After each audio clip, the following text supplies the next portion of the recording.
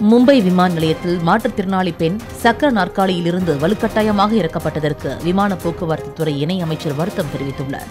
மும்பை சர்வதேச விமான நிலையத்தில் மாற்றுத்திறனாளியான வைராலி மோடி என்ற பெண் சோதனையின் போது தம்மை எழுந்து நிற்குமாறு CISF பெண் அதிகாரி கோரியதாகவும் பலமுறை தம்மால் எழ முடியாது என மறுத்தும் வலுக்கட்டாயமாக தம்மை தூக்கியதாகவும் குற்றம் சாட்டியுள்ளார். வெளிநாடுகளில் உள்ள சர்வதேச விமான நிலையங்களில் மாற்றுத்திறனாளிகளை எழுப்பாமலேயே கெமிக்கல் ஸ்ட்ரிப்ஸ் மூலம் சக்கர நாற்காலி காலணி சோதனை செய்யப்படுவதாகவும் அதை ஏன் மும்பை சர்வதேச விமான நிலையத்தில் கடைபிடிக்கவில்லை எனவும் கேள்வி எழுப்பி ட்விட்டரில் பதிவிட்டுள்ளார். இதற்கு பதிலளித்த விமான போக்குவரத்து துறை இணை அமைச்சர் ஜெயந்த் சின்ஹா நிகழ்ந்த சம்பவத்திற்கு வருத்தம் தெரிவித்துக் கொள்வதாக கூறியுள்ளார்.